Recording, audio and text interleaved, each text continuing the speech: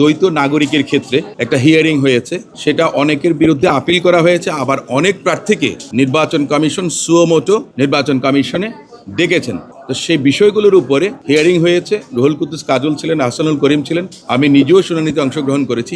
আমার একটা বক্তব্য ছিল যে একটা গুলি যখন আপনি ট্রিগার দাবেন, তখন সেই গুলি কিন্তু 10 ফিট, 20 ফিট, 50 ফিট, 100 ফিট যেখানে যাক টার্গেটে লাগার আগে আপনি সেটা আর ফেরত আনতে পারবেন না।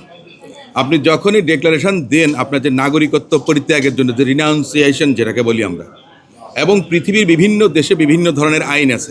যেদিন থেকে আমি রিনাউন্স করেছি, এফিডেভিট দিয়ে কিংবা ইমেলের মাধ্যমে কিংবা সরাসরি চিঠি দিয়ে, এবং পর্যাপ্ত যেই ফিজটা দেওয়ার দরকার সেটা যদি আমি ব্যাংকে ডিপোজিট করি, তাহলে ধরে নিতে হবে আমি সেদিন থেকেই আমার অন্য দেশের নাগরিকত্ব পরিত্যাগ করেছি।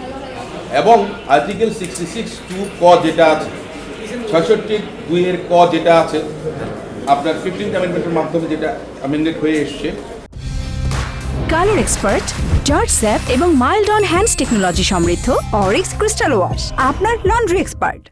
সে জায়গাতে বলা আছে যে দ্বৈত নাগরিক কিনা এবং নির্বাচন করার জন্যে আপনি বৈধ হবেন তখন যদি আপনি সেই নাগরিকত্ব ত্যাগ করে থাকেন। কিন্তু সেই নাগরিকত্ব একসেপ্ট হতে হবে এ ধরনের কোনো কথা আমাদের সংবিধানে নেই।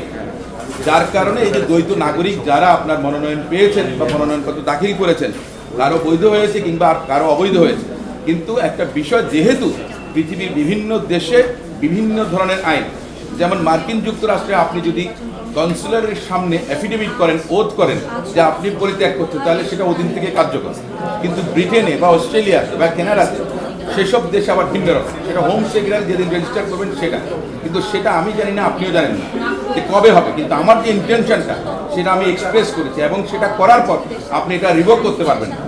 সে কারণে কমিশনের কাছে যে এইটা ছিল আমাদের আবেদনটা ছিল যে এই আবেদনগুলো এই ক্ষেত্রে যারা করেছেন সঠিক যে ফিজ দেওয়ার কথা এবং এফিডেভিট করে যারা নাগরিকত্ব ত্যাগের ডিক্লারেশন দিয়েছেন সেটাকেই ধরে নিতে হবে নির্বাচনের যোগ্য হওয়ার শর্তটা পূরণ করেছে। ভুল বা সত্য বিচার করার বিষয়টা কমিশন, এবং একজন পক্ষ হয়ে আপনার যিনি আবেদন করেছিলেন যে নাগরিক হিসেবে তিনি আবেদন করেছেন যে এই দ্বৈত নাগরিকত্বের বিষয়টা যে সেটা আপনার যেন বাদ হিসেবে একসেপ্ট করা হয়, অর্থাৎ ওনারা যেন নির্বাচন করতে না পারেন, এ ধরনের মন্তব্য দিয়েছেন।